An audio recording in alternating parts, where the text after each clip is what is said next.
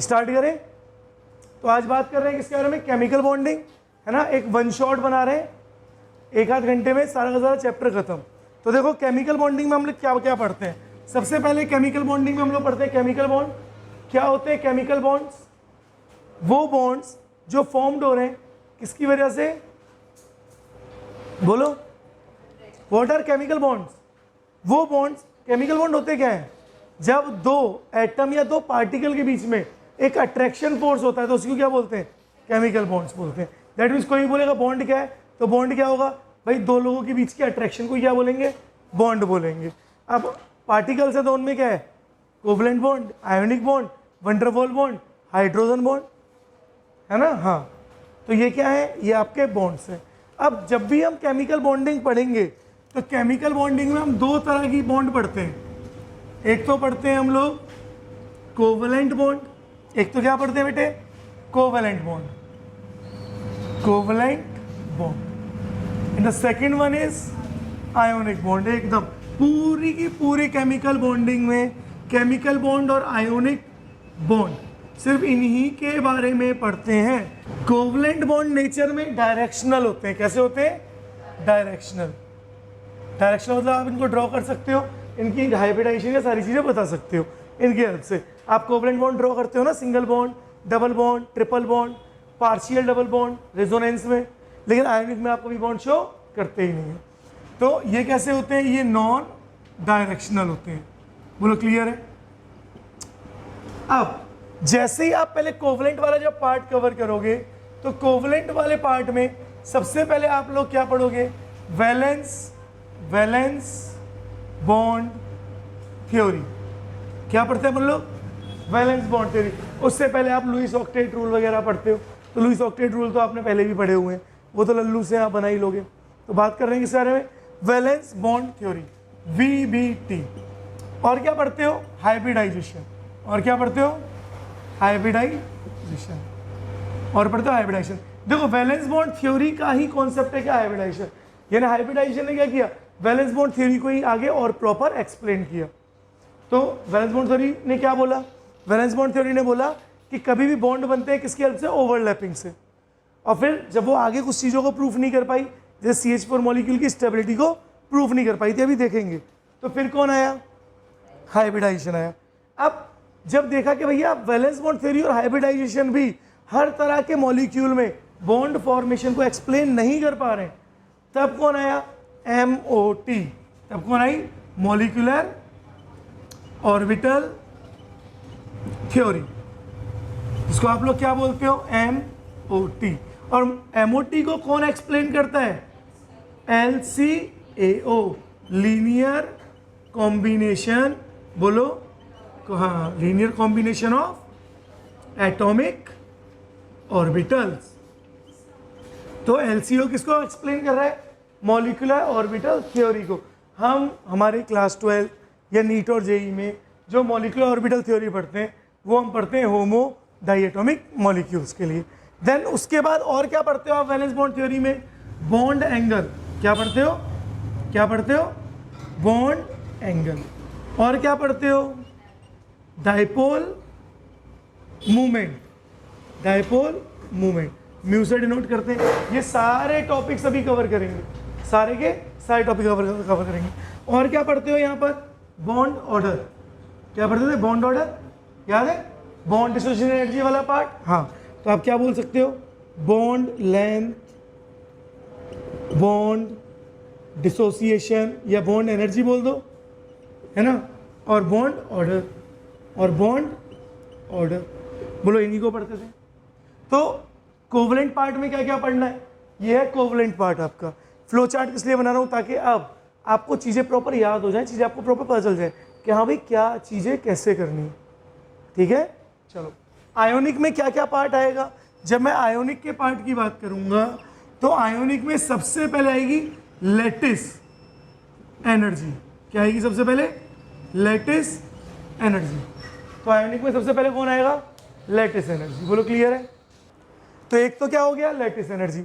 और क्या पढ़ते हो, और आप लोग यहाँ पे पढ़ते हो hydration, hydration energy, hydration energy, HE।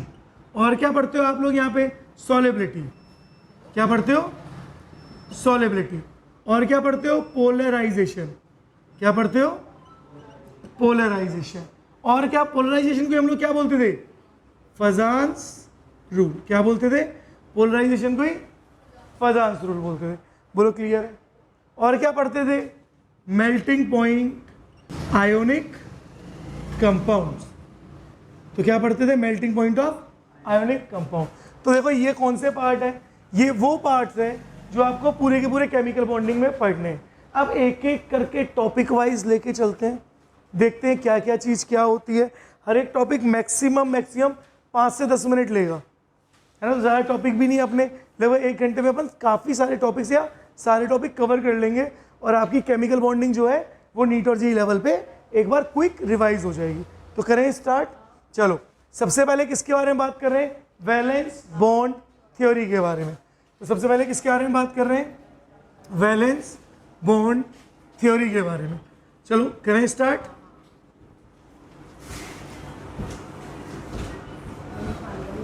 तो देखो बात करते हैं किसके बारे में? वैलेंस, सबसे पहला वैलेंस बॉन्ड थ्योरी, जिसको क्या बोलते हैं? VBT। अब वैलेंस बॉन्ड थ्योरी क्या बोलती है? वैलेंस बॉन्ड थ्योरी ये बोलती है कि भैया जब भी कोवलेंट बॉन्ड का फॉर्मेशन होगा तो वो फॉर्मेशन होगा बाय ओवरलैपिंग। किसकी हेल्प से होगा? ओवरलैपिंग। तो देखो इसने क्या बोला?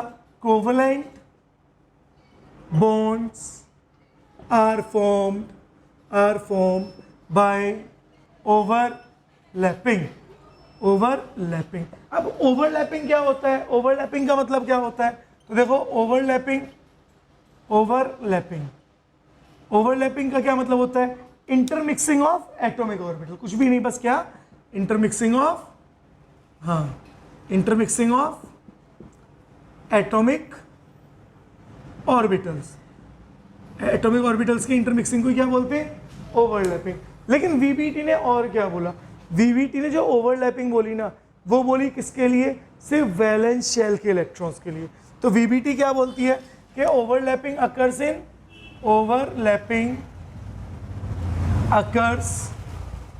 इन वैलेंस शेल ऑर्बिटल्स। किन में होगी? वैलेंस शेल के ऑर्बिटल में ही। मानो आपके पास एक एटम है, जैसे मैंने बोल दिया कि भैया आपके पास एक एटम है और एटम में बहुत सारे इलेक्ट्रॉन्स हैं।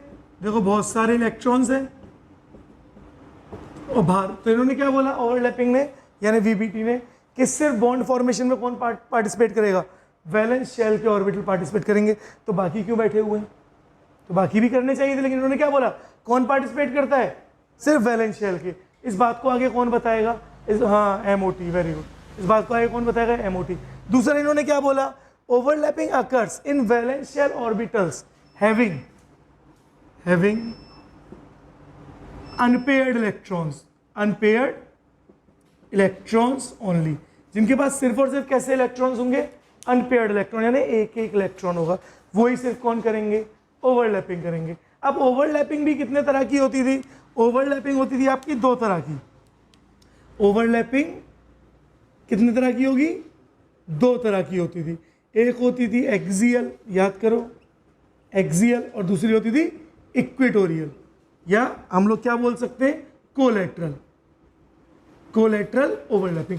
एक्सियल को हम लोग बोलते थे हेड टू हेड ओवरलैपिंग, जबकि कोलेटरल को हम लोग क्या बोलते हैं? Side wise overlapping. Axial overlapping से हमेशा कौन से बॉन्ड बनते हैं? Sigma bond. एक्सियल ओवरलैपिंग से कौन से बॉन्ड बनते हैं? सिग्मा। जबकि कोलेटरल से कौन से बॉन्ड बनते हैं? पाई बॉन्ड्स बनते हैं, है ना। बोलो समझ आ रहा है? एक्सियल ओवरलैपिंग का मतलब हेड टू हेड। अब एक्सियल ओवरलैपिंग कौन कौन सी होती थी? देखो यहां देख लेते हैं, इसको मिटा करके यहां देख लेते हैं। देखो एक्सियल ओवरलैपिंग में कौन कौन सी ओवरलैपिंग होगी? एक्सियल ओवरलैपिंग में जब हम एक्सियल की बात कर रहे हैं तो एक्सियल में एक होगी एस मतलब एक एस ऑर्बिटल, वो ओवरलैप हो गया दूसरे के एस ऑर्बिटल के साथ, और कौन सा बॉन्ड बनाया? Sigma bond. जैसे मैंने बोला H2 मॉलिक्यूल, तो H2 में क्या होगा? H2 यानी हाइड्रोजन की कॉन्फ़िगरेशन क्या है? 1s1, तो एक एस आ गया। दूसरा हाइड्रोजन भी क्या है? 1s1 तो एक और s आ गया। दोनों कैसे ओवरलैप करेंगे? इस तरह से, दोनों में एक एक इलेक्ट्रॉन थे, ओवरलैप करके कितने इलेक्ट्रॉन आ गए? 2 इलेक्ट्रॉन आ गए, और क्या हुआ? एक बॉन्ड का फॉर्मेशन हो गया। लेकिन ये कैसा बॉन्ड है? एक सिग्मा बॉन्ड है, क्योंकि किससे बन रहा है? एक्सियल से। सेकंड क्या होता है? देखो, एक तो हो गई SS, एक हो गई SP। SP, अगर SP है तो S ऑर्बिटल कैसा होता है? स्फेरिकल। और P कैसा होता है? Dumbbell shape. अगर P डंबल शेप है तो इस तरह से ओवरलैपिंग होगी, और ये ओवरलैपिंग भी एक्सियल है, यानी इस तरह की ओवरलैपिंग से भी कौन से बॉन्ड बनते हैं? सिग्मा बॉन्ड फॉर्म होते हैं। थर्ड C, अगर मैं C की बात करूं तो नेक्स्ट होगी PP ओवरलैपिंग। अब PP ओवरलैपिंग कैसे होगी? देखो, एक P ऑर्बिटल आया और उससे भी क्या हो रहा है? दूसरा P ऑर्बिटल ओवरलैप हो रहा है। बोलो, दिख रहा है? और जैसे P और P ऑर्बिटल ओवरलैप हो रहे हैं तो क्या बनेगा? फिर से सिग्मा बॉन्ड बनेगा। जैसे मैंने एग्जांपल क्या ले लिया? मैंने बोला F2 मॉलिक्यूल, F2 मॉलिक्यूल, तो फ्लोरीन, फ्लोरीन की atomic number 9, configuration 1s2, 2s2 और 2p5। 2p5 का मतलब देखो जरा ध्यान से, क्या एक अनपेड इलेक्ट्रॉन है P में? है। सेम एक और फ्लोरीन ले लिया, एटॉमिक नंबर 9, क्योंकि F2 मॉलिक्यूल है, 1s2, 2s2 और 2p5। क्या इसके पास भी एक अनपेड इलेक्ट्रॉन है? बोलो हाँ या ना। लेकिन अब की बार जब आप इनको ओवरलैप कराओगे तो क्या याद रखना है? दोनों इलेक्ट्रॉन की स्पिन कैसी होनी चाहिए? अपोजिट होनी चाहिए, और दोनों क्या होनी चाहिए? अनपेयर्ड होनी चाहिए। तो देखो, इसका भी P ऑर्बिटल ओवरलैप कर रहा है और इसका भी P ऑर्बिटल ओवरलैप कर रहा है, और इस ओवरलैपिंग से कौन सा बॉन्ड बन रहा है? सिग्मा बॉन्ड का फॉर्मेशन हो रहा है। बोलो, पता चल रहा है? सेम अब बात करते हैं पाई बॉन्ड के बारे में, तो इसको मिटा देता हूँ, यहीं पे बात करते हैं। देखो, पाई बॉन्ड, अब ओवरलैपिंग, जब कोलैटरल ओवरलैपिंग हो रही है तो कौन सा बॉन्ड बन रहा है? पाई बॉन्ड बन रहा है। जब भी कोलैटरल ओवरलैपिंग पाई बॉन्ड बनेगा तो एक तो कंडीशन क्या होगी? PP overlapping. कौन सी ओवरलैपिंग? PP overlapping. जब भी P और P ओवरलैपिंग होगी तो अब P और P ओवरलैपिंग ऐसे नहीं होगी, ये हेड टू हेड है, ये हेड टू हेड है। कैसी है? Head to head. अच्छा, ये वाली कैसी है? Side wise. कैसी है? Side wise. तो पाई बॉन्ड कैसे बनते हैं? साइड वाइज से। हेड टू हेड से कौन से बॉन्ड बनते हैं? सिग्मा। तो यहाँ पे जो PP ऑर्बिटल है ना, उनकी ओवरलैपिंग कैसे होगी? साइड वाइज ओवरलैपिंग होगी, इस तरह से ओवरलैपिंग होगी। और जब ओवरलैप हो जाएंगे तो कैसे स्ट्रक्चर बनाएंगे? देखो, ऐसे स्ट्रक्चर बनाएंगे, दिख रहा है? तो पाई बॉन्ड PP ओवरलैपिंग से होगा।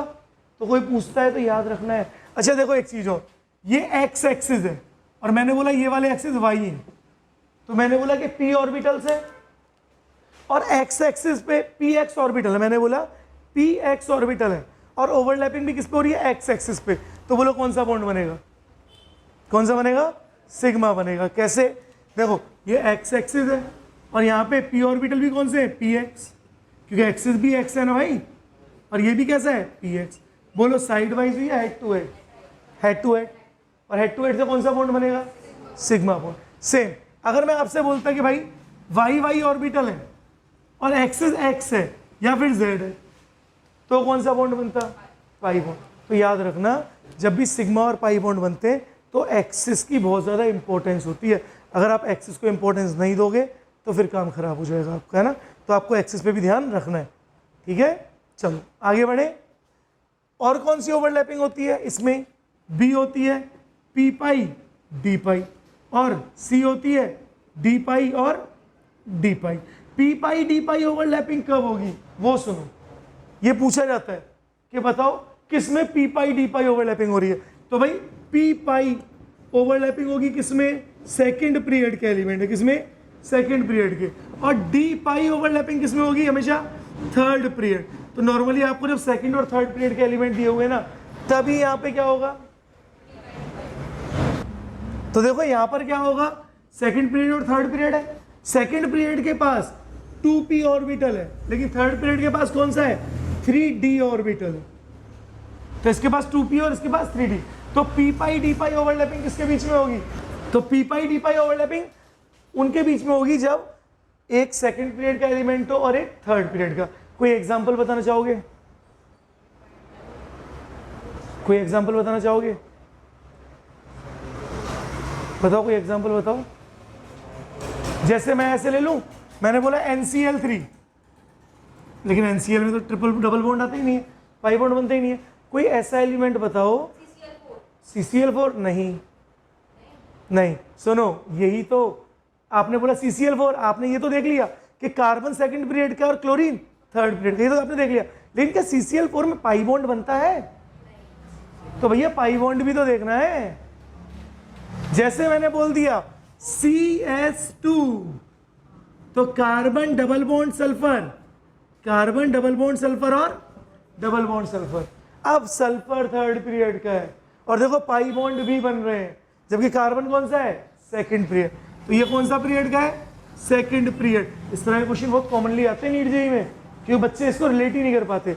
और सल्फर कौन सा है? Third period. तो अगर सेकंड पीरियड का है तो 2p ऑर्बिटल आ गया, और थर्ड का है तो 3d ऑर्बिटल आ गया।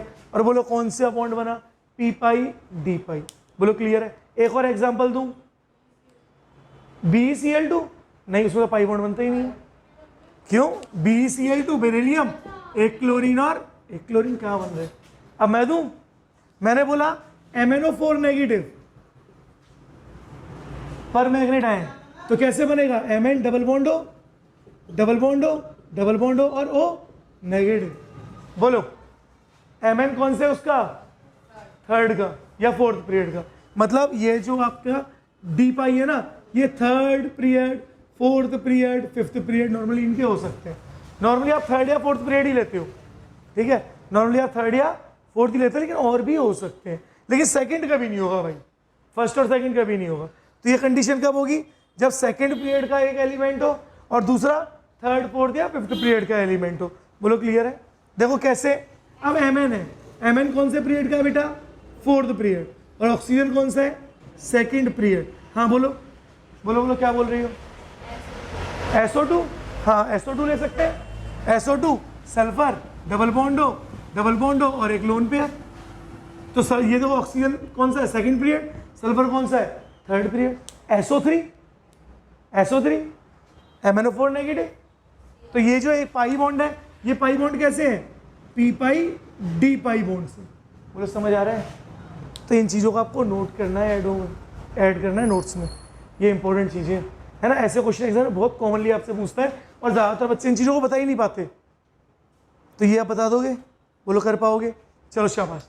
यहीं पर एक छोटा सा पॉइंट और difference between sigma bond and pi bond. ये भी एक छोटा सा डिफरेंस और देखें। सिग्मा बॉन्ड यानी एक्सियल ओवरलैपिंग, पाई बॉन्ड मतलब कोलेटरल ओवरलैपिंग। तो इनके बीच में डिफरेंस देख लें, ताकि हम लोग फटाफट से VBT को ख़त्म करके और हाइब्रिडाइजेशन पे आ जाए। VBT को ख़त्म करके किस पे आ जाए? हाइब्रिडाइजेशन पे।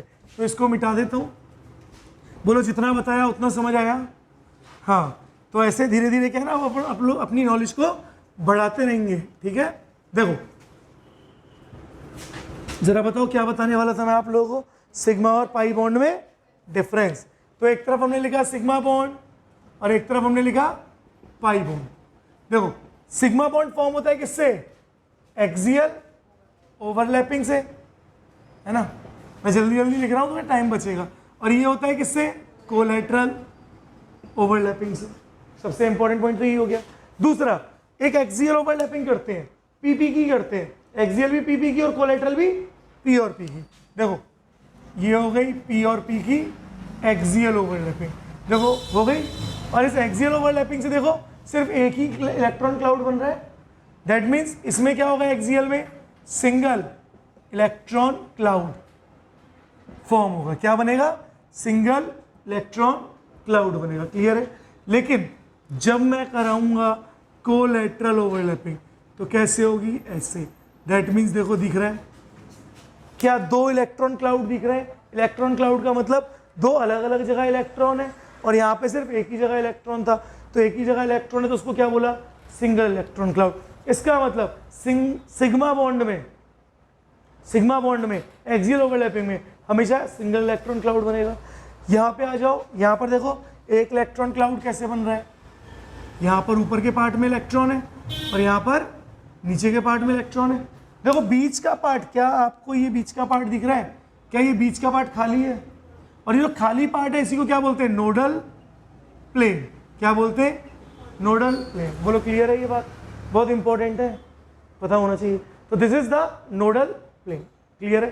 तो दो पॉइंट हो गए दोनों के, पहला एक एक्सियल से बन रहा है और दूसरा कोलैटरल से, दूसरा एक में सिंगल इलेक्ट्रॉन क्लाउड बन रहा है, दूसरे में 2 इलेक्ट्रॉन क्लाउड बन रहे हैं।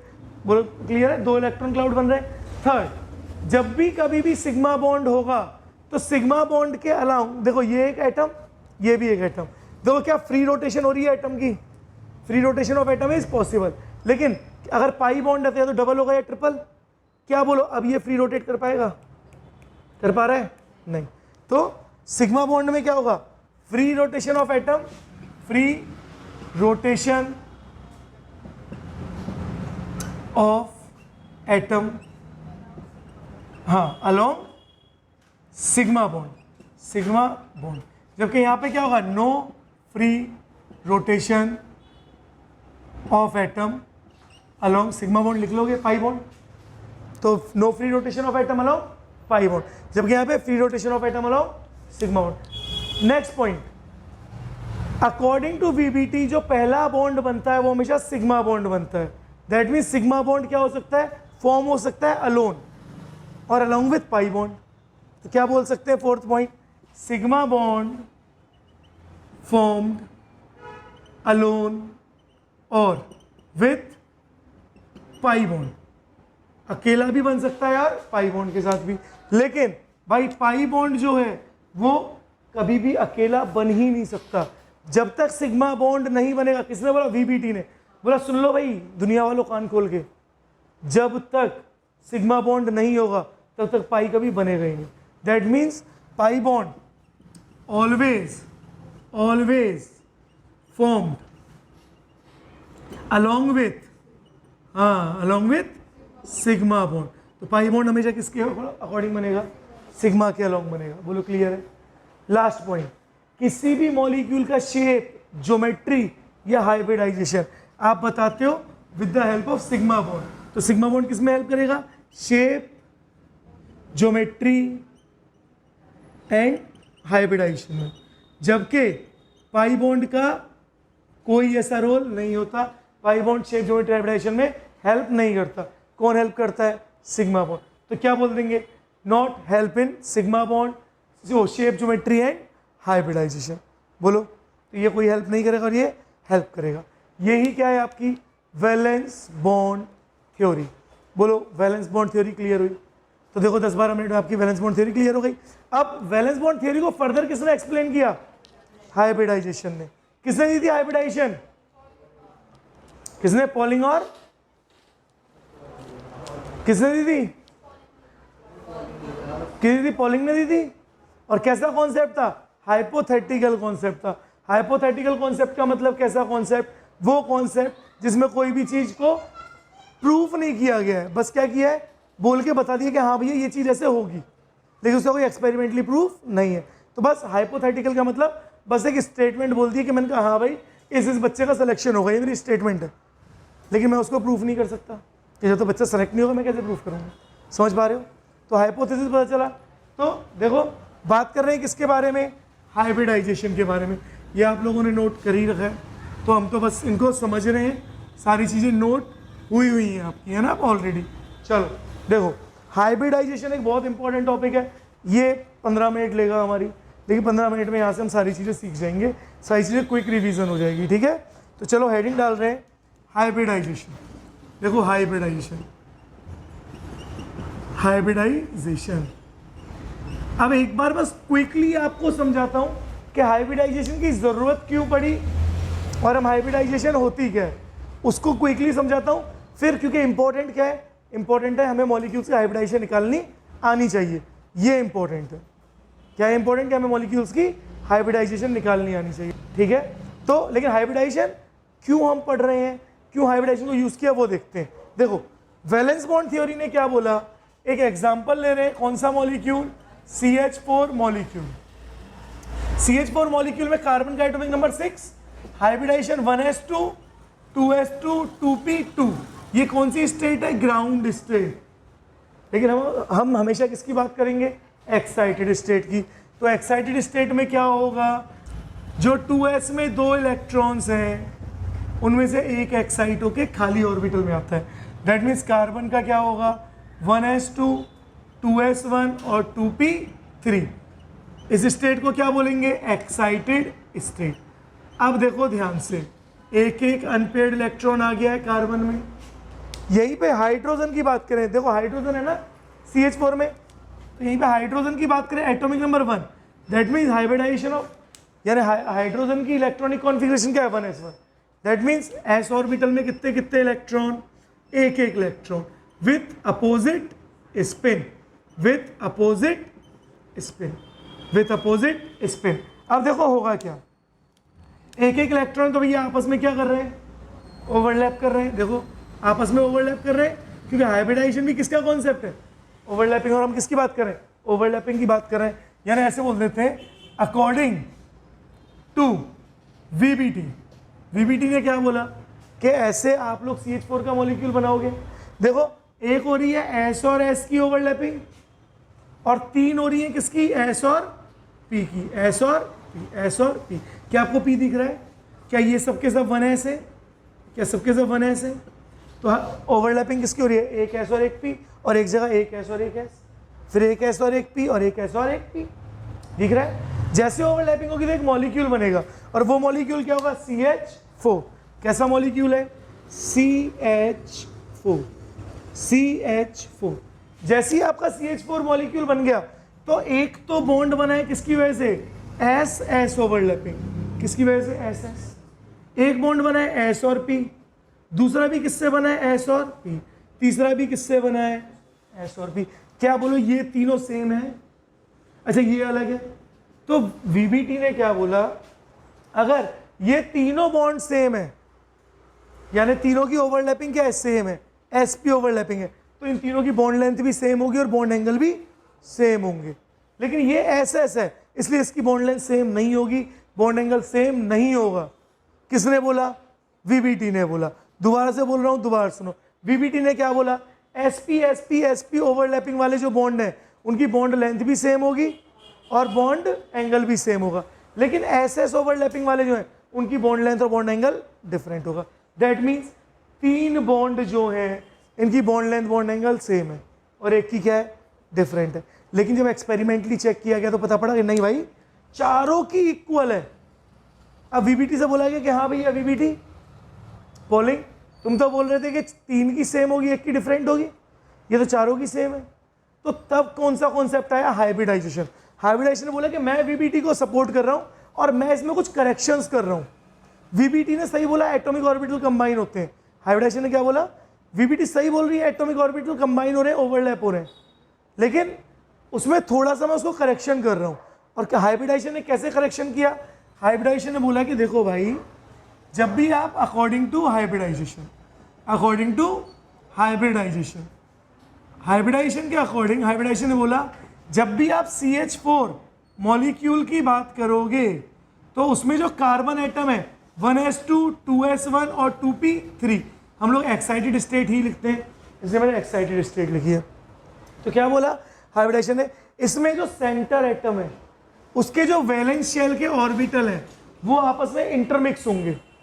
जैसे एक है 2s और 2s में एक इलेक्ट्रॉन है, एक है 2px, देखो 3 है ना p में, एक होगा px, एक होगा 2py और एक होगा 2pz, तो 2pz। अब देखो कई बार टीचर क्या है, इसको x बोलेंगे, इसको y बोलेंगे, इसको z। भाई आपका फ्रेम ऑफ रेफरेंस क्या है उसके अकॉर्डिंग आप बना सकते हो, गलत कोई सा नहीं है। आप बोलते सर मैं तो इसको x एक्सिस ले रहा हूं तो ये 2px हो गया, आप बोलते सर मैं तो इसको y एक्सिस ले रहा हूं ऐसे, तो क्या हो गया? 2py हो गया। मतलब मैंने बोला ये x एक्सिस है मेरा, ये y एक्सिस है ये वाला, और ये वाला z एक्सिस है। तो मेरे ऊपर है ना कि मैं अपना फ्रेम ऑफ रेफरेंस क्या ले रहा हूँ, जैसे मैं लूंगा मैं तो वैसे समझूंगा। और आप किसी का कॉपीराइट थोड़ी है फ्रेम ऑफ रेफरेंस पे कि आप इसको ही x लोगे, इसको ही y लोगे, उसको ही z लोगे, ऐसा नहीं है, आप अपनी मर्जी से ले सकते हो। अब देखो क्या हुआ, अब देखो तो हाइब्रिडाइजेशन ने क्या बोला? 4 एटॉमिक ऑर्बिटल कंबाइन होते हैं और चारों के चारों एटॉमिक ऑर्बिटल, देखो इनका शेप अलग है, एनर्जी लगभग बराबर है, तो जितने एटॉमिक ऑर्बिटल कंबाइन होते हैं ना उतने ही हाइब्रिड ऑर्बिटल बनते हैं। तो 4 एटॉमिक, देखो 1 2 3 4, 4 एटॉमिक ऑर्बिटल कंबाइन हो रहे हैं, तो 4 ही क्या बनेंगे? Hybrid orbital. These are called hybrid orbitals. चारों क्या है? Hybrid orbital. जबकि ये चारों क्या है? Atomic orbital. तो हाइब्रिडाइजेशन ने क्या बोला? जितने एटॉमिक ऑर्बिटल कंबाइन होंगे उतने क्या बनेंगे? Hybrid orbital. लेकिन वो हाइब्रिड ऑर्बिटल होंगे किसके? सेंट्रल एटम के। यानी अगर हम हाइब्रिडाइजेशन की बात करेंगे तो हाइब्रिडाइजेशन किसकी प्रॉपर्टी है? सेंट्रल एटम की। सिर्फ किस पे डिपेंड करेगी? Central atom. साइड एटम कोई भी हो, हमें कोई लेना देना नहीं है। तो अब हाइब्रिडाइजेशन ने क्या बोला?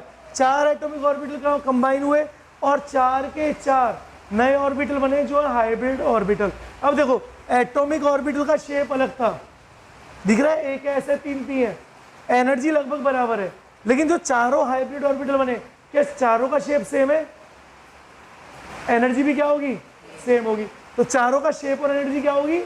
सेम होगी। और इन्होंने बोला अगर 4 एटॉमिक ऑर्बिटल है ना, तो 4 एटॉमिक ऑर्बिटल कैसे कंबाइन होंगे? इस तरह से। इस तरह से कंबाइन होंगे, इस तरह से, देखो इस तरह से कंबाइन होंगे। और अब एक एस था और 3 पी थे, ये चारों के चारों हाइब्रिडाइज्ड ऑर्बिटल sp3 होंगे। कैसे होंगे? चारों चारों sp3। अब 4 हाइड्रोजन है, चारों हाइड्रोजन का कौन आएगा? 1s। चारों हाइड्रोजन का कौन आया? 1s। देखो चारों हाइड्रोजन का आ गया 1s ने ओवरलैप किया। अब सबके पास एक एक इलेक्ट्रॉन था, एक एक हाइड्रोजन के पास था, तो देखो चारों बॉन्ड बने। अब की बार देखो यहाँ पे ओवरलैपिंग से ss और sp बन रहे हैं, लेकिन यहाँ पर जब आप CH4 मॉलिक्यूल बनाओगे, CH4 मॉलिक्यूल बनाओगे, तो देखो CH4 मॉलिक्यूल में हर एक जो बॉन्ड है वो कैसा होगा? कार्बन sp3, क्योंकि देखो कार्बन का ऑर्बिटल कैसा है? sp3, और हाइड्रोजन का कैसा है? s। तो हर एक बॉन्ड क्या होगा? sp3s, s और sp3, sp3 और s, सेम sp3 और s। बोलो बात चल रहा है? इसका मतलब देखो क्या सारे बॉन्ड सेम है? सारे बॉन्ड जो है वो sp3s है। अगर सारे बॉन्ड sp3s है तो सबकी बॉन्ड लेंथ भी क्या होगी? इक्वल। और बॉन्ड एंगल भी क्या होगा? इक्वल, यानी सेम होगा। और बॉन्ड एंगल कितना होगा CH4 में? हाँ, 109 डिग्री 28 मिनट। तो this is the bond angle in CH4 molecule. बोलो क्लियर है? चलो अब करते हैं कि कैसे हाइब्रिडाइजेशन निकालते हैं और उसको क्वेश्चन करते हैं, ताकि मैं आपको यहीं से सिखा दूं। तो देखो इसको मिटाते हैं और स्टार्ट करते हैं। देखो जरा ध्यान से, जब भी बच्चों में हाइब्रिडाइजेशन की बात करूंगा तो मैं कितने तरह की हाइब्रिडाइजेशन की बात करूंगा? 6 तरह की। हम लोगों की तो कितनी हाइब्रिडाइजेशन होंगी? 6 तरह की हाइब्रिडाइजेशन होंगी। देखो कौन कौन सी, और फिर उनके एग्जाम्पल्स भी देख लेंगे। एक बार हाइब्रिडाइजेशन देखो, तो देखो सबसे पहले मैं बात करूंगा हाइब्रिडाइजेशन sp3। जब भी कभी भी sp3 हाइब्रिडाइजेशन होगी तो ज्योमेट्री जो होगी, देखो हम ज्योमेट्री की बात कर रहे हैं, हम शेप की बात नहीं कर रहे हैं। किसकी बात कर रहे हैं? ज्योमेट्री की बात। तो जब भी sp3 हाइब्रिडाइजेशन है तो ज्योमेट्री हमेशा और हमेशा टेट्राहेड्रल होगी। कैसी होगी ज्योमेट्री? हमेशा। अगर हाइब्रिडाइजेशन sp2 हुई तो ज्योमेट्री कैसी होगी? हमेशा trigonal planar. Trigonal planar. Third, अगर हाइब्रिडाइजेशन sp हुई तो हमेशा ज्योमेट्री क्या होगी? Linear planar. हमेशा यही होंगी। देखो ये याद होना चाहिए, सही तो है भाई, आसानी से याद हो जाएंगी। नेक्स्ट, अगर sp3d है, अभी बताऊंगा कैसे पता चलेगा। sp3d है तो ज्योमेट्री क्या होगी? ज्योमेट्री होगी हाँ ट्राइगोनल बाईपिरामिडल। ट्राइगोनल बाईपिरामिडल, ठीक है। नेक्स्ट, अगर फिफ्थ, अगर हाइब्रिडाइजेशन sp3d2 है तो ज्योमेट्री होगी ऑक्टाहेड्रल। क्या होगी? ऑक्टाहेड्रल। अगर हाइब्रिडाइजेशन sp3d3 है लास्ट, तो ज्योमेट्री होगी पेंटागनल, हाँ पेंटागनल बाईपिरामिडल। Pentagonal bipyramidal. बोलो क्लियर है?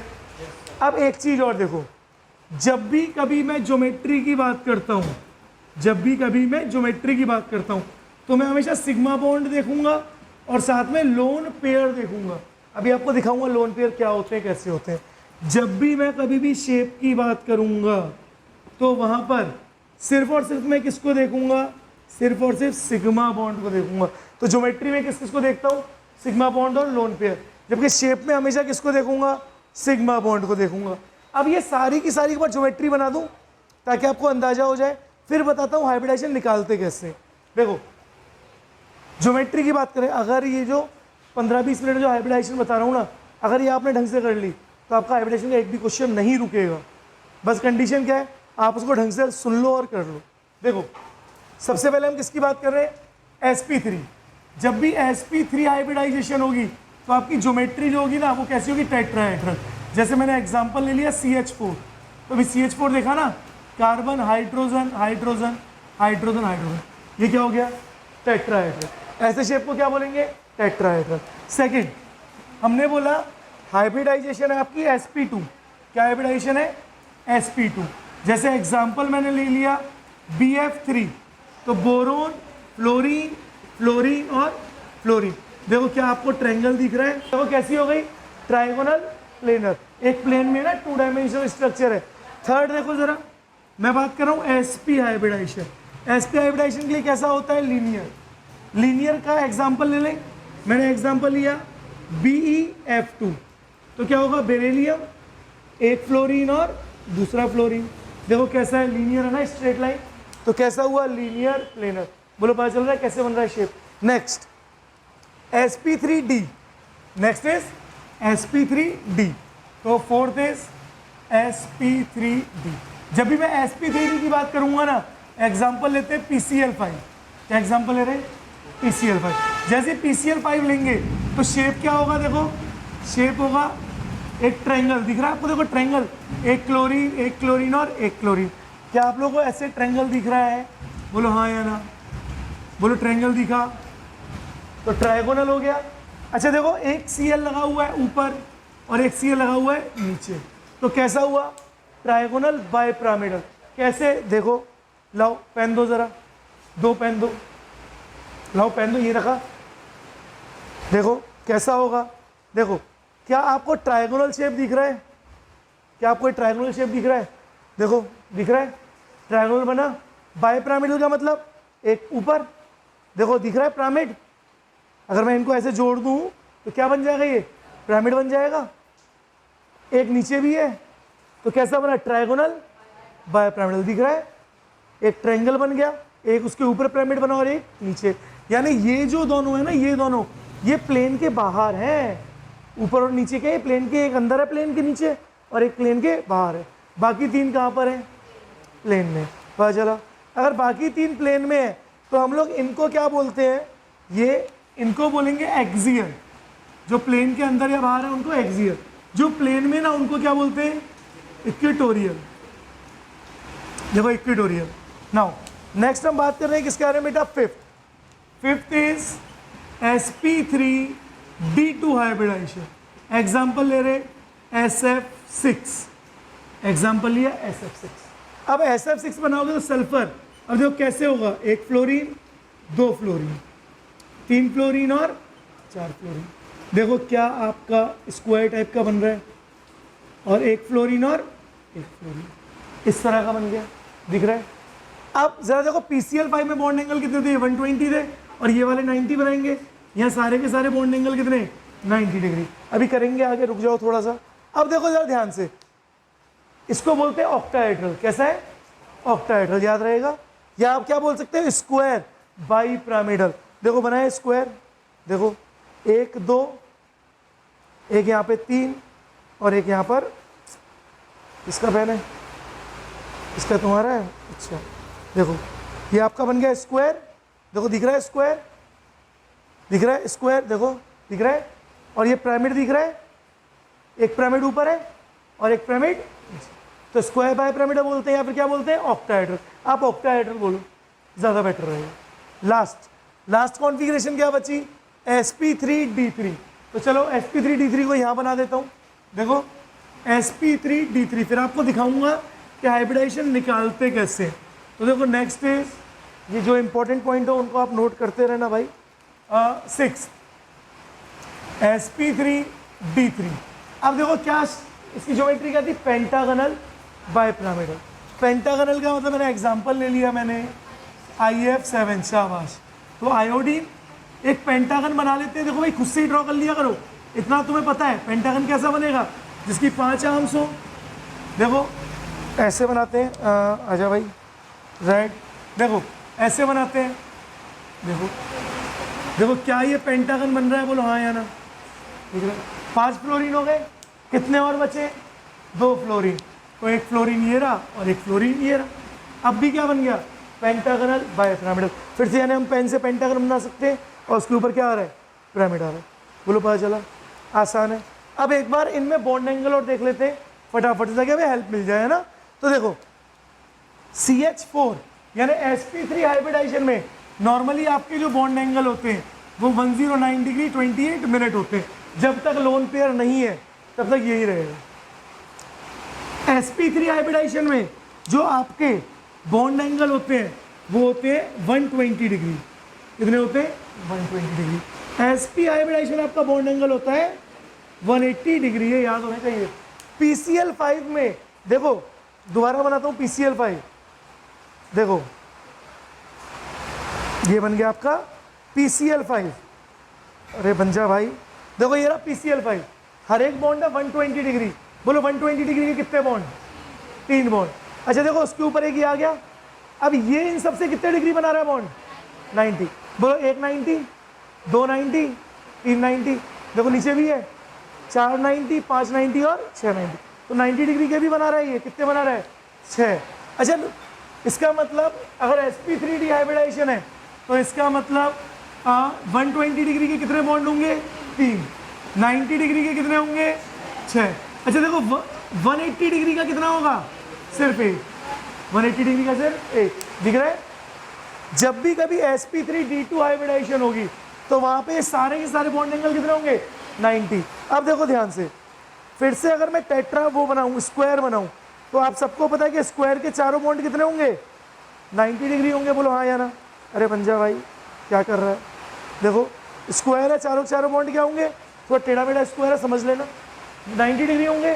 तो कितने 90 बने, 1 2 3 और 4, लेकिन यहाँ पे भी तो है 5 6 7 8, क्या नीचे भी है, 4 नीचे भी होंगे, 9 10 11 और 12, तो 90 डिग्री के कितने हुए, 12। यानी sp3d2 हाइब्रिडाइजेशन में 90 डिग्री के कितने बॉन्ड होंगे, 12, तो 90 डिग्री के कितने हो गए, 12। ये पूछा जाता है क्वेश्चन, ये पूछे जाएंगे कितने डिग्री के बॉन्ड है, पता होने चाहिए। अच्छा देखो 180 के कितने होंगे, 1 2 और 3, तो 180 डिग्री के कितने हो जाएंगे भाई, 3 बॉन्ड होंगे, बोलो क्लियर है। अब देखो लास्ट ये वाला, देखो यहाँ पे जो बॉन्ड एंगल होता है बेटा, वो बॉन्ड एंगल होता है 72 डिग्री। कितना होता है, 72 डिग्री। बोलो 72 डिग्री के कितने होंगे, पेंटागन है ना, तो पेंटागन है तो कितने होंगे, 5, एक ये, एक ब्लैक वाले सारे 3, एक 4 और एक 5, तो 72 डिग्री के तो कितने हुए, 5 बॉन्ड हुए, है ना। अब 90 डिग्री के कितने होंगे, जरा देखो ये 5 है, इन 5 से ऊपर वाला कितने बॉन्ड बनाना है 90 के, 5, और नीचे वाला भी कितने बनाएगा, 5, 5 और 5, तो 90 डिग्री के कितने होंगे, 10। अच्छा 180 डिग्री के सिर्फ 1, इनको मत समझ लेना, ये 90 नहीं है, ये 180 नहीं है, क्यों, ये 72 और ये भी 72, बोलो 72 कितने हो गए, 144, ये तो 144 डिग्री है पूरा मिला के, 180 नहीं है, तो 180 का सिर्फ और सिर्फ कौन सा है, ये वाला, तो 180 के कितने बॉन्ड बने, 1। बोलो क्या आपको बॉन्ड एंगल पता चल गए, ये बहुत इंपॉर्टेंट थे, आपको पता होने चाहिए थे। अब बात करते हैं हाइब्रिडाइजेशन कैसे निकालें, ठीक है। तो देखो हाइब्रिडाइजेशन निकालने के लिए हम लोग बात करते हैं सबसे पहले हाइब्रिडाइजेशन का फॉर्मूला। सबसे पहले बात कर रहे हैं किसके बारे में, हाइब्रिडाइजेशन का फॉर्मूला। हाइब्रिडाइजेशन का एक सिंपल सा फॉर्मूला है जिसको आप यूज करके सारे क्वेश्चंस कर लोगे। देखो hybridization equals to number of sigma bonds plus number of lone pair. तो हाइब्रिडाइजेशन का बस एक सिंगल सा फॉर्मूला है, number of sigma bond plus number of lone pair, ठीक है। इसको यूज करके आप सारे क्वेश्चन कर सकते हो, बस क्या पता होना चाहिए वो सुन लो, वो सुनो जो पता होना चाहिए, जो इतना दिमाग में रखना सारे क्वेश्चन हो जाएंगे। जैसे मैंने बोला lithium, beryllium, boron, carbon, nitrogen, oxygen, fluorine और यहाँ पे नियोन, हीलियम की तो हम बात कर ही नहीं रहे, ठीक है। नियॉन या फिर आप जेनॉन यूज़ करो, ये नियॉन नॉर्मली क्या है, मॉलिक्यूल नहीं बनाता। नोबल गैस में सिर्फ जेनॉन ही ऐसी नोबल गैस है जो बॉन्ड का फॉर्मेशन करती है, अदरवाइज बाकी सारे के सारे कैसे होते हैं, इनर्ट होती है। अब लिथियम जो है वो एक, यहाँ तो लिथियम को तो आप भूल ही जाओ, ये तो आयनिक कंपाउंड बनाएगा नॉर्मली, है ना। बेरिलियम के पास 2 इलेक्ट्रॉन होते हैं, बोरोन के पास 3 इलेक्ट्रॉन, कार्बन के पास 4 इलेक्ट्रॉन। मैं कौन से इलेक्ट्रॉन बना रहा हूँ, मैं वो इलेक्ट्रॉन बना रहा हूँ जो बॉन्ड बना रहे हैं।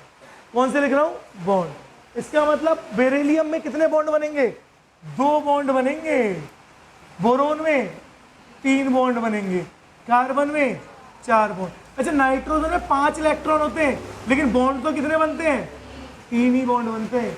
ऑक्सीजन में ऐसे तो 6 इलेक्ट्रॉन होते हैं, लेकिन बॉन्ड कितने बनते हैं, 2 बॉन्ड बनते हैं बस। फ्लोरीन में 7 इलेक्ट्रॉन, लेकिन फ्लोरीन कितना बनाता है, 1 बॉन्ड बनाता है बस।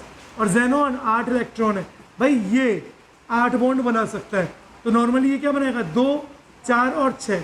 नॉर्मली ये 2, 4 और 6 बॉन्ड बनाता है भाई, इतनी बात दिमाग में रखना। इनके नीचे के बेटा मांगे, देखो बेटा मांगे, बैंगन आलू, कहे शिव जी, Nana Patekar old style. Fluorine के नीचे क्लोरीन, जेनॉन तो जेनॉन ही रहने दो। अब ये क्या करेंगे, ये भी 2 बॉन्ड बनाएगा, ये भी 2 बॉन्ड बनाएगा, बस याद रखो इसके नीचे के अब सारे, अब इनके नीचे के सारे इतने ही बॉन्ड बनाएंगे।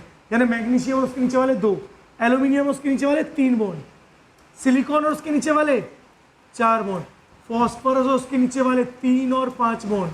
कौन से बॉन्ड, 3 और 5। यानी फॉस्फोरस और उसके नीचे के एलिमेंट कितने बनाएंगे, 3 बॉन्ड बनाएंगे या फिर 5 बनाएंगे। सल्फर और उसके नीचे वाले 2, 4 और 6 बॉन्ड बनाएंगे। तो सल्फर कितने बॉन्ड बनाता है, 2 भी बनाता है, 4 भी बनाता है और 6 भी।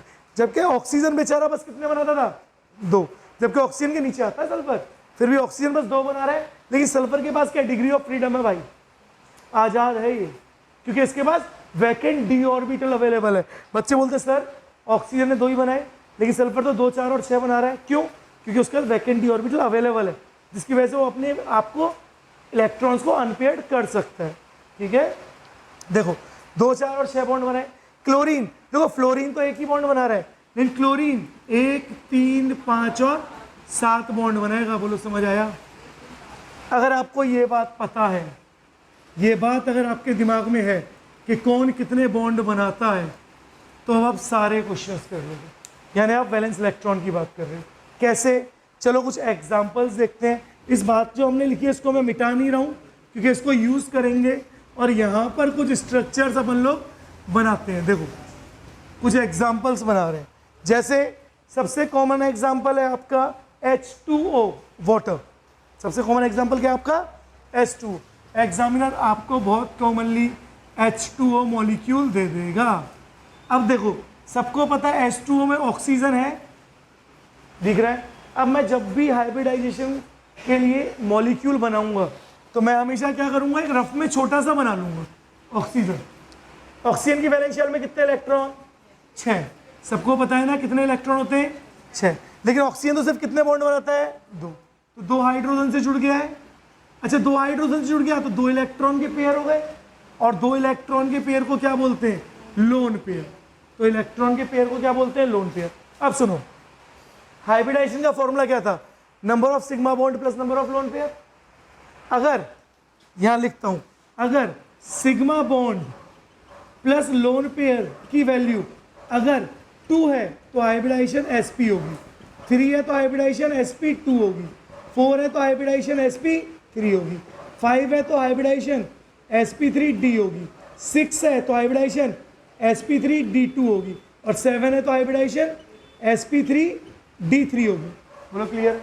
इतनी सी बात दिमाग में रखना भाई, अपने आप हो जाएगा। जरा गिनो, सिग्मा बॉन्ड कितने, single bond sigma bond 2, lone pair कितने, 2, 2 और 2 कितने हो गए, 4। 4 का मतलब हाइब्रिडाइजेशन sp3 तो ज्योमेट्री कैसी, टेट्राहेड्रल। दैट मीन H2O के मॉलिक्यूल बनाऊंगा तो कैसे बनेगा, 2 हाइड्रोजन जुड़े हुए हैं और 2 क्या आ गए, लोन पेयर। 2 क्या आ गए, लोन पेयर। बोलो क्लियर है। हाइब्रिडाइजेशन क्या निकली आपकी, sp3। अच्छा ज्योमेट्री क्या है, बोलो sp3 की क्या होती थी, टेट्राहेड्रल। अच्छा बोलो मुझे शेप बताओ, अब देखो, हाँ शेप, शेप में मैंने क्या बोला, शेप में लोन पेयर को काउंट, तो देखो लोन पेयर छुपा दो, अगर लोन पेयर छुप गए तो कैसे दिख रहा है, वी जैसा, उल्टा वी दिख रहा है लेकिन दिख तो रहा है ना, तो शेप क्या होगा, वी शेप, या फिर एंगुलर शेप, या फिर बेंट, बेंट मतलब मुड़ा हुआ, तो बेंट शेप, तो कैसा होगा, या तो वी शेप बोलो या एंगुलर या बेंट, तीनों में से कोई भी बोल दो, तीनों सही है। क्लियर है।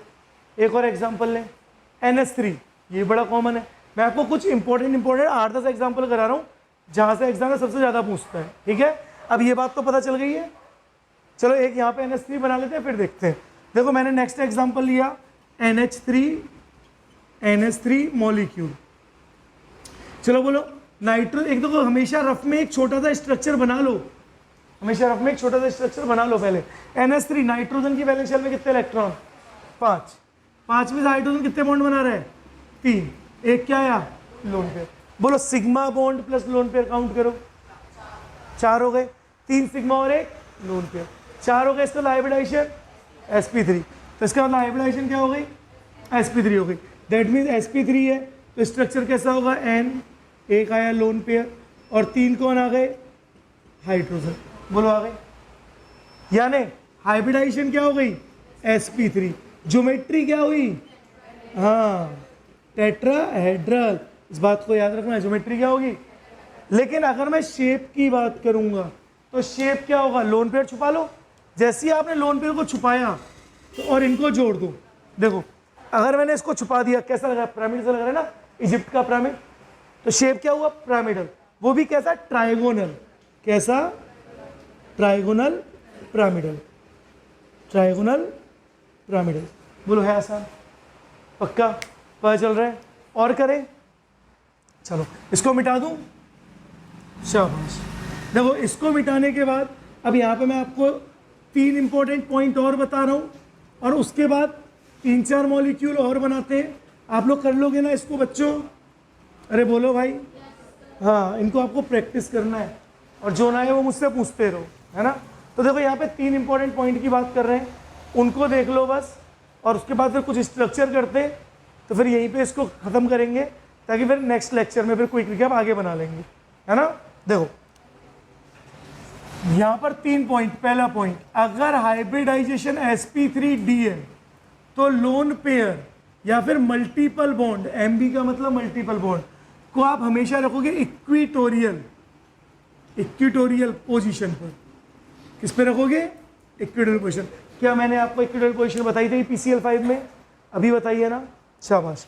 देखो सेकंड, अगर हाइब्रिडाइजेशन sp3d2 होगी तो लोन पेयर या फिर मल्टीपल बॉन्ड को रखोगे आप एक्सियल पर, कहाँ रखोगे, axial. And the third one, अगर हाइब्रिडाइजेशन sp3d3 होगी तो अब फर्स्ट, अगर एक लोन पेयर होगा तो इक्विटोरियल, और अगर 2 लोन पेयर होंगे तो हाँ एकदम, तो एक्सियल पोजीशन होगी बच्चों, बोलो ये बात क्लियर है, ये बात आई दिमाग में दोबारा से। चलो एग्जाम्पल देखें, एक एग्जाम्पल देखते हैं। देखो मैंने एग्जाम्पल लिया SF4 molecule, SF4 sulphur, oxygen family का, और ऑक्सीजन की वैलेंस शेल में कितने इलेक्ट्रॉन, 6, तो सल्फर में भी कितने होंगे, 6 इलेक्ट्रॉन। देखो 6 में से 4 क्या बन रहे हैं, फ्लोरीन, बोलो दिख रहा है, फ्लोरीन, और एक क्या आ गया, लोन पेयर। जल्दी से हाइब्रिडाइजेशन काउंट करो, 1 2 3 4 और 1 5, 4 सिग्मा और 1 लोन पेयर, 5 का मतलब sp3d एकदम। तो हाइब्रिडाइजेशन क्या होगी भाई, sp3d। जब भी sp3d होगी तो ज्योमेट्री कैसी होगी, ट्राइगोनल बाइपिरामिडल। इसका मतलब ट्राइगोनल सल्फर है, 1 फ्लोरीन 2 फ्लोरीन। जरा बताओ अगर लोन पेयर या मल्टीपल बॉन्ड है और हाइब्रिडाइजेशन sp3d है तो लोन पेयर या मल्टीपल बॉन्ड को कहाँ रखूंगा।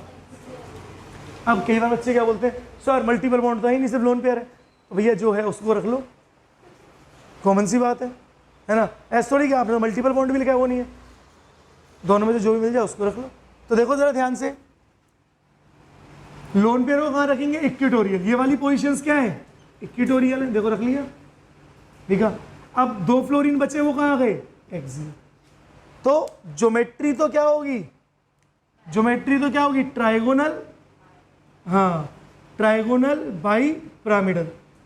देखो ज्योमेट्री चेंज नहीं होती है बेटा, ज्योमेट्री चेंज नहीं होगी, लेकिन शेप क्या हो जाएगा, लोन पे रटाओ। जैसे ही लोन पे रटाया तो देखो एक झूला बन गया, एक बच्चा ये बैठा और एक बच्चा ये बैठा है, देखो झूल रहे हैं, तो क्या बन गया, एक झूला बन गया ना, सीसॉ। तो शेप क्या होगा, सीसॉ। ये ज़्यादातर बच्चे कंफ्यूज रहते हैं यहाँ पे, इसलिए मैं आपको बता रहा हूँ, ठीक है, पता चला। तो ऐसे शेप को क्या बोलते हैं, सीसॉ शेप। नेक्स्ट करें एक और, देखो मैंने बोला एक और example, I3 negative. I3 negative में आयोडीन आया, आयोडीन हेलोजन है, हेलोजन की वैलेंस शेल में कितने इलेक्ट्रॉन, 7। कितने इलेक्ट्रॉन, 7। एक नेगेटिव हो गया तो कितने हो गए, 8।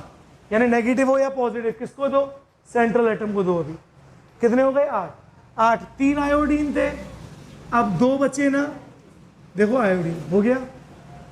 हम रफ स्ट्रक्चर बना रहे हैं, पहले लोन पेयर काउंट करो फटाफट से, कितने हैं, 3 लोन पेयर है।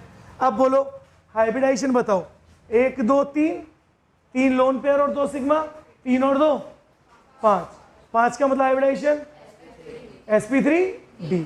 अगर हाइब्रिडाइजेशन sp3d है तो लोन पेयर कहाँ पे होंगे, इक्विटोरियल पोजीशन कौन सी है, ये वाली, ये वाली और ये वाली।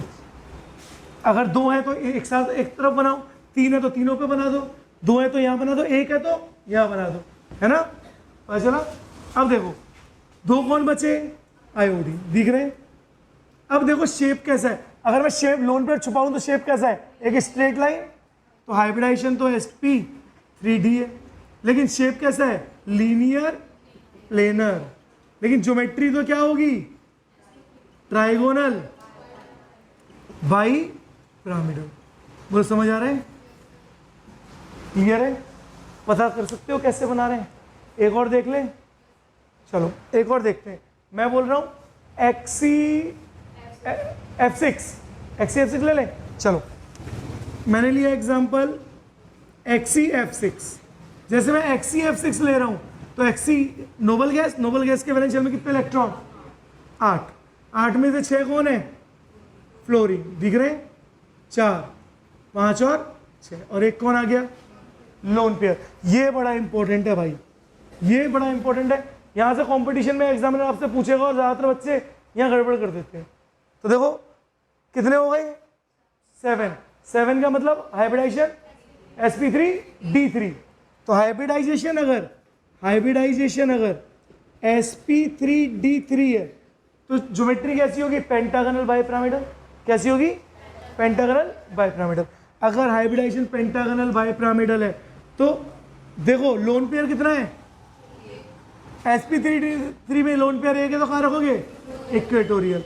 देखो एक फ्लोरीन आया, एक आ गया इक्वेटोरियल पे लोन पेयर, एक फ्लोरीन आया और एक फ्लोरीन आया, ये आ गई कैसी पोजीशन, इक्वेटोरियल। देखो पेंटागन बना रहे हैं, लेकिन पेंटागन जब बना रहे हैं तो भाई यहाँ तो लोन पेयर है, तो लोन पेयर को शेप में काउंट थोड़ी करते हैं, दिखा तो कैसा दिखने लगा, डिस्टॉर्ट हो गया ना, शेप बिगड़ गया। नॉर्मली पेंटागन कैसा होता, ऐसा ऐसा ऐसा और ऐसा। अब एक एक वो कहाँ पे लग गए, एक एक फ्लोरीन ऊपर और एक एक फ्लोरीन नीचे। अब एक बात देखो, अगर एक फ्लोरीन कम हो गया तो अब देखो ये स्क्वायर बन गया, और ये देखो ऊपर 2 पिरामिड, यानी square by pyramidal. Square by pyramidal को हम क्या बोलते थे, ऑक्टाहेड्रल। क्या बोलते थे, ऑक्टाहेड्रल। लेकिन ऑक्टाहेड्रल तो कैसा होता था सर, ऑक्टाहेड्रल तो ऐसा होता था, ऐसा होता था, है ना, ऐसा होता था ऑक्टाहेड्रल तो। लेकिन ये तो कैसा है, ऐसे ऐसे और ऐसा है। बोले दोनों में कोई अंतर है, देखो ये टेढ़ा है और ये सीधा है, यानी शेप बदल गया ना। तो इसको बोलते हैं हम लोग, इसके शेप को बोलेंगे डिस्टॉर्टेड। यही पूछता है एग्जामिनर कंपटीशन में, और ज़्यादातर बच्चों ने डिस्टॉर्टेड टर्म का नाम ही नहीं सुना होता, है ना। तो इसको बोलते हैं डिस्टॉर्टेड ऑक्टाहेड्रल। बोलो क्लियर है, हाँ। एक लास्ट और करते हैं, देन फिर आपके काफ़ी सारे हो जाएंगे, बाकी आप प्रैक्टिस करो और जो नहीं आएगा वो पूछना। तो चलो एक यहीं पे बना लेते हैं, SF4 के यहाँ पर देखो, डिस्टॉर्टेड ऑक्टाहेड्रल के बाद एक हम बनाते हैं टी शेप। बोलो टी शेप का कोई मॉलिक्यूल बोलो जल्दी से, बोलो टी शेप का कोई मॉलिक्यूल, ClF3, शाबाश। तो देखो टी शेप का मॉलिक्यूल ले लेते हैं एग्जांपल में, ClF3। क्लोरीन हेलोजन है, बोलो वैलेंस शेल में कितने इलेक्ट्रॉन,